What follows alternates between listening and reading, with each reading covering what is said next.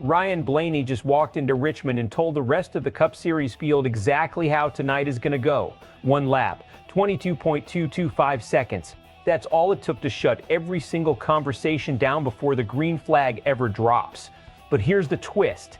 The driver sitting right behind him on the front row might be the bigger story of the entire night. Qualifying for the Cookout 400 after Friday at Richmond Raceway, and the lineup is locked for Saturday night's race under the lights. Ryan Blaney grabbed the pole. Chase Briscoe locks in P2. Josh Berry and Ty Gibbs round out the top four, with William Byron rolling off fifth.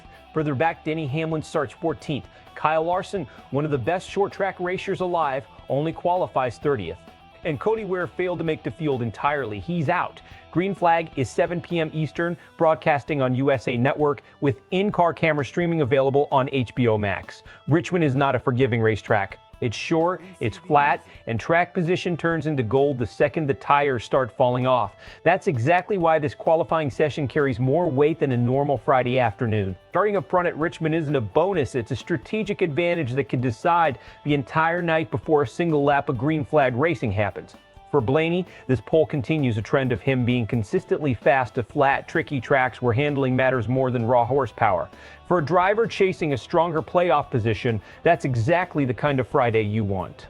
But look at the back half of that lineup. Larson starting 30th is the real headline, buried under Blaney's pole time. A driver of his caliber starting that far back at a track known for producing chaos and traffic, that's a storyline that could define the entire broadcast. Let's talk about what this lineup actually means once the race goes green. Starting on the pole at Richmond gives Blaney clean air and total control of the pace for the opening stint. At a track this tight, that's often the difference between leading a stage and getting stuck fighting through lap traffic for 20 laps. Chase Briscoe starting second puts him in position to pressure Blaney immediately, and Briscoe has been building a case all season that he belongs in every short track conversation. Now the real question, is Kyle Larson's starting spot a disaster or an opportunity? Here's the danger. Richmond punishes mistakes. One bad exit off turn 2, one moment of hesitation in traffic, and track position evaporates for the rest of the night. Starting 30th means Larson has to survive an entire opening stint of dirty air and inconsistent handling before he can even think about racing for the win. But here's the flip side. Larson has made a career out of short track recoveries. If any driver in this field can turn a 30th place start into a top 5 finish, it's him. The risk is real, but so is the ceiling. This is the exact scenario that separates a good driver from a great one. Anyone can win from the front row. Very few can win from 30 back at a track this unforgiving. Expect two very different reactions rolling out tonight. Blaney's fan base is going to be locked in from lap 1, treating this pole as validation of a driver quietly building serious playoff momentum. On the other side, Larson's fans are bracing for a stressful night. Social media is going to be split between confidence in his short track pedigree and genuine concern that Richmond traffic could end his night early.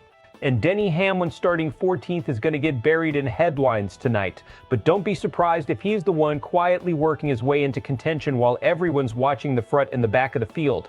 Best case scenario, Blaney controls the race from the pole, stretches his lead through clean pit strategy, and turns a strong qualifying run into a signature short track win heading into the playoff push. Worst case scenario, a caution bunches the field, Larson's recovery run gets derailed by contact in traffic, and what should have been a statement comeback turns into a damage control night instead. Richmond under the lights has a habit of making both of those scenarios feel inevitable by lap 50. So here's the question tonight. Is Kyle Larson start at Richmond a setback, or is this exactly the kind of night that turns into one of the best drives of his season? Drop your prediction in the comments before the green flag drops. Are you riding with Blaney's pole speed, or are you betting on Larson tearing through this field? If you want the full race breakdown the second the checkered flag falls, make sure you subscribe to SportsWire USA. We'll be right back here breaking down every twist from Richmond.